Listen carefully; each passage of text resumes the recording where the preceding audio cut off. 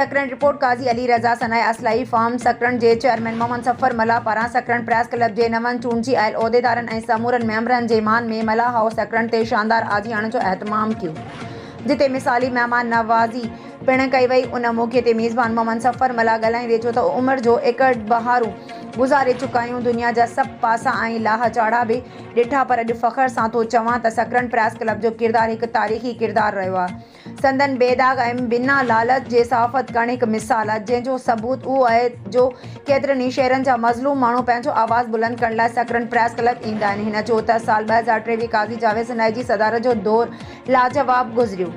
साॻी उमेद असीं नई सदर रज़ा मोहम्मद सियाल मां पिण करे सघूं था त हू वधीक किरदारु अदा कंदो। सकरण प्रेस क्लब जे सदर रज़ा मोहम्मद सियाल ॻाल्हाईंदे चयो त असीं शुक्रगुज़ार आहियूं मोहम्मद सफ़र मला जा, जंहिं आजियाणो ऐं महिमान नवाज़ी करे मौक़ू ॾिनियूं आहिनि। असीं खेसि पक था ॾियारियूं त सकरण प्रेस क्लब पंहिंजी रिवायतुनि खे क़ाइमु रहंदो।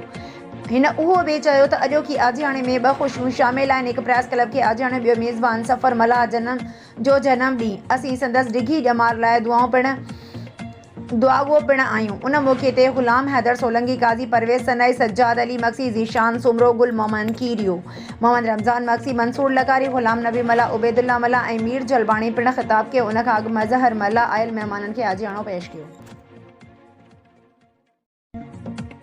मीरपुर ख़ाज़े क़ौमी असम्बली जे तकनि में NA 211 NA 212 PS 47 ते आज़ाद उम्मीदवार चूंड विढ़ंदड़ अॻूणो MNA सैयद अली नवाज़ शाह जी इलेक्शन मुहिम में दबक एंट्री। तालके शुजाबाद जे संदसि कारकुननि राज जे माण्हुनि सां इजलास बाद ऐवान सहाफ़त मीरपुर ख़ास जी टीम सां ॻाल्हि ॿोल कंदे सैयद अली नवाज़ शाह चयो त मीरपुर ख़ास समेत सिंध में करप्शन उरूज ते आहे, लाक़ानूनियत उरूज ते रही। हिन मीरपुर ख़ास शहर ऐं हिन जे हल्के जे राॼनि जी हिमायत बाद 2018 में क़ौमी सेट 211 खटे। हिन चयो त हू ज़ुल्म, जबर, करप्शन ऐं करप्ट सिस्टम ख़िलाफ़ बीठो आहे। उन जे बदिले में हिन सां केतिरा ई धोखा थिया आहिनि। हिन जे कारकुननि वोटरनि ते कूड़ा केस दाख़िल थिया। हिन ॿुधायो त मीरपुर ख़ास में 12 इंचनि जी गैस जी लाइन, हिकु नए गढ़ स्टेशन हिन तामीर कराई ऐं चयो त इनशाअल्लाह अगरि का धांधली न थी थिए त हू मीरपुर ख़ास शहर ऐं ज़िले लाइ हिकु मुकमल यूनिवर्सिटी समेत तमामु जल्द मनसूबा ॾींदो।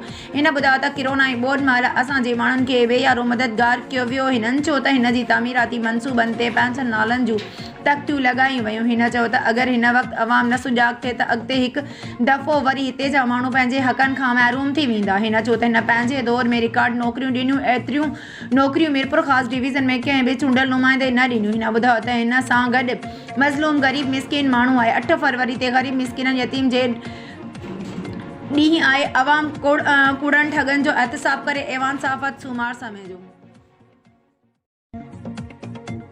ठुल मां खे ख़बर ॾींदा आहियूं। फैज़ सूमरो जी रिपोर्ट मुताबिक़ ठुल मां 23 ॾींहं अॻु धाड़ेलनि हथां अगवा थी वियल ॻोठाणे जी बाज़ियाबीअ लाइ ठुल में वारसनि पारां औरतुनि पंहिंजे ॿारनि समेत क़ुरान पाक साण करे मुग़विय जी आज़ादीअ लाइ एहतजाज कयो। औरतुनि एहतजाज कंदे सरदारनि, पुलिस, धाड़ेलनि ऐं वसवारनि खे क़ुरान पाक जा वास्ता ॾींदे अपील कई त मुग़वी हाजी अहमद डोल खे आज़ादु करायो वञे। मुग़विय जी पीरसन अमर मुस्मात सूमरी खातून, घरवारी मुस्मात हलीमा खातून, संदसि भाउ ताज मोहम्मद डोल ऐं महज़ूर अख्तर अली ऐं अली हसन डोल ऐं ॿारनि समेत एहतजाज कंदे मीडिया सां ॻाल्हाईंदे रोअंदे ॿुधायो त धाड़ेलनि मुग़वी हाजी अहमद डोल जी आज़ादीअ लाइ फ़ोन करे 40 लख रुपया भुंग घुरियो आहे। उन्हनि चयो त असां मिसकीन पौरत आहियूं, एतिरा पैसा केॾां आणियूं जो धाड़ेलनि खे ॾेई मुग़वीअ खे आज़ादु करायूं ऐं एतिरा पैसा कोन्हनि जो ॿारनि जो पेट गुज़र करे सघूं। उन्हनि IG Sindh, DIG लारकानो, SSP Jacobabad कमर रज़ा जसकानी ऐं ॿियनि वसवारनि खे क़ुरान पाक जा वास्ता ॾींदे मुतालबो कयो त मुग़वी हाजी अहमद डोल खे आज़ादु कराए असां मां वधंदड़ बेचैनी ख़तमु कई वञे। उन्हनि ख़दशो ज़ाहिर कयो त जेकॾहिं धाड़ेलनि खे भुंग न ॾिनो वियो त हू असांजे हमराह खे मारे छॾींदा। शिकारपुर मां खे ख़बर ॾींदा हलूं। रियाज़ अली मीरानी जी रिपोर्ट मुताबिक़ शिकारपुर पुलिस जी कामयाब ऐं बर वक़्ति कार्रवाई। गुज़िरियल राति मदहजी थाने जे हद मां चोरी थियल ट्रैक्टर बर वक़्ति हथ कयो वियो। SSP शिकारपुर डॉक्टर मोहम्मद इमरान खान जी हिदायतुनि ते अमल दरामद कंदे थाने मदहजी पुलिस जी कामयाब कार्रवाई। SHO मदहजी माशूक अली शर स्टाफ समेत गश्त दौरान ॻोठ शाहाणी पतन वेझो कामयाब कार्रवाई कई। गुज़िरियल राति नामालूम चोरनि ॻोठ जिंदो दिरो जो रहवासी मोहम्मद यूसुफ भुट्टो जी ओताक मां ट्रैक्टर चोरी करे फरार थी विया हुआ। अहिड़े इतला ते मदहजी पुलिस बर वक़्ति चोरनि जो पीछो कयो। चोरनि पुलिस खे ईंदे ॾिसी चोरी थियल ट्रैक्टर छॾे फरार थी विया। चोरी थियल ट्रैक्टर पुलिस तहवील में वठी कानूनी कार्रवाई बैदि मालिक हवाले कयो। अहम ख़बर आहे नाज़रीन, नवां खे आगाह कयूं पिया मेहर खां। मेहर भरिसां ए सेक्शन थाणे जे हद ॻोठियो लुंगियो तुनियो लारे वटे नामालूम हथियारबंदन प्राइमरी उस्ताद हाफ़िज़ वज़ीर अहमद लाशारी खे हथियारनि जे ज़ोर ते यरगुमाल बणाए ₹4.5 लख रोक रक़म फुर करे विया। हथियारबंदन मज़ामत ते पिस्टल जा बटियाणी प्राइमरी उस्ताद खे ज़ख़्मी करे छॾियो। फुर वारे वाक़े जे इतलाह बैदि इलाइक़े वासी मेहर जे ए सेक्शन थाणे अॻियां पहुची एहतिजाज कयो। उन मौक़े ते प्राइमरी उस्ताद Hafiz Wazir Ahmed Lashari national press club Mehar जे साहब अॻियां दाहींदे चयो त मां सुबुह जो सेलर तां सारियुनि जा पैसा ₹4.5 लख वठी पंहिंजे ॻोठ अब्दुल समद स्कूल ते ड्यूटीअ लाइ वञी रहियो हुउसि त टिनि मोटरसाइकिल सवार हथियारबंदनि रोके हथियारनि जे ज़ोर ते यरगुमाल बणाए मूंखां रोक पैसा फुर करे मज़ामत ते पिस्टल जा बटियाणी ज़ख़्मी करे फरार थी विया। उन चयो त SSP दादू वधंदड़ बदअमनीअ जो नोटिस वठे फुर थियल पैसा वापसि कराए ऐं जवाबदारनि ख़िलाफ़ कार्रवाई करे मूंसां इंसाफ़ कयो वञे। रिपोर्ट रियाज़ अली मीरानी शिकारपुर मदेजी में पुलिस जी ज़्यादतियुनि ख़िलाफ़ एहतजाज नाक गिरफ़्तार करे रिश्वत वठण जा इल्ज़ाम। तफ़सील मूजिब मदेजी में ॻोठ कलंदर बख्श ब्रोई जी ब्रोई बिरादरीअ जे ॻोठाणनि मदेजी थाणे जी पुलिस SHO माशूक शर ख़िलाफ़ एहतजाज कयो वियो, जंहिंमें अॻवाणी गुलाम हुसैन रसूल बख्श कई, जंहिंमें हिननि दाईंदे चयो त मदेजी पुलिस असांजे नौजवान शाहनवाज़ ब्रोई खे घर मां चादर ऐं चौदीवारी जो तक़दुस पामाल कंदे बिला जवाज़ गिरफ़्तार कयो, जंहिंखां 25,000 रोक ऐं घर मां पुलिस अल्लाह तला बुहारे वई ऐं गिरफ़्तार नौजवान ते वेशियाणो तशद्दुद पिणु कयो ऐं धमकी ॾिनी त जेकॾहिं तव्हां $1.5 लख न ॾिना त तव्हांजे नौजवान शाहनवाज़ ब्रोई खे फुल फ्राई कंदासीं। हिननि चयो त मजबूर थी असीं SHO माशूक शर खे $1.5 लख ॾिनो ऐं गिरफ़्तार नौजवान खे आज़ादु करायो। हिननि मुतालबो कयो त असीं निगरान वॾे वज़ीर IG Sindh DIG Larkana Nasir Aftab SSP Shikarpur Mohammad Imran खां मुतालबो कयूं था त ॼाणायल SHO खे सस्पेंड करे इंसाफ़ कयो वञे।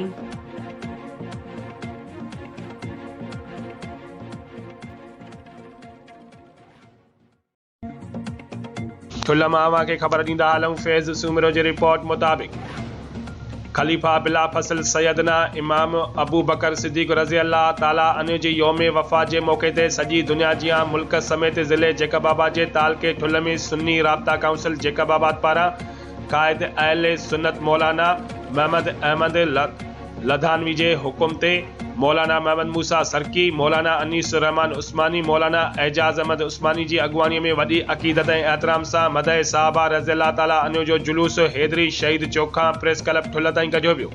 अॻुवाननि ख़िताब कंदे चयो त हज़रत अबू बकर सिद्दीक़ रज़ी अल्लाह ताला अन्हु सभ खां पहिरीं मुस्लमान ऐं ख़लीफ़ो आहे, जंहिंजे दीन इस्लाम लाइ वॾी क़ुर्बानी आहे, जेको अॼु बि रोज़ा रसूलुल्लाह सल्लल्लाहु अलैहि वसल्लम में आरामी आहे। उन्हनि हुकूमत पाकिस्तान खां मुतालबो कयो त सैयदना इमाम अबू बकर सिद्दीक़ रज़ी अल्लाह ताला अन्हु जी योम वफ़ात और खुलफ़ाए राशिदीन जी योम वफ़ात शहादत ते आम मोकल करे सरकारी तौर मल्हायो वञे।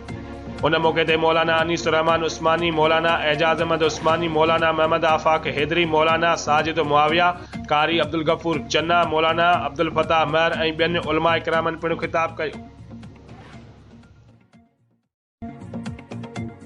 दड़ो रिपोर्ट सागर दीदार अली कुंभार एक्शन कमेटी बन्नो जे सदर STP ज़िले अगवान अब्दुल करीम पलीचो तरफ़ां एक्शन कमेटी बन्नो जे जनरल सेक्रेटरी ऐं जिस्कम बन्नो जे सदर सरफराज़ सूमरो जी सालगिरह जो केक प्रेस क्लब बन्नो ते कटियो वियो। प्रेस क्लब बन्नो जे सदर ग़ुलाम मुस्तफ़ा सूमरो, एजाज़ अख्तर सूमरो, सीनियर साफ़ी सागर दीदार अली कुंभार, हाफ़िज़ अता मोहम्मद हैदरी, इम्तियाज़ मेमन गियास सूमरो, सिकंदर काका पलीजो, जोश पलीजो, कैसर पलीजो, तोहिद पलीजो ऐं ॿियनि शहरनि सियासी समाजी अॻवाननि वॾे अंग में शिरकत कई। उन मौक़े ते एक्शन कमेटी बन्नो जे सदर अब्दुल करीम पलीजो मीडिया सां ॻाल्हाईंदे चयो त सरफराज़ सूमरो हिन सिंध धरतीअ जो सचो सपूत पुटु आहे, जंहिं हमेशह खां वठी मज़लूम ऐं ग़रीबनि जी मदद कई आहे। अहिड़े मोबती शख़्सियत जो जनम ॾींहुं मल्हाए वॾी ख़ुशी महसूसु करे रहिया आहियूं।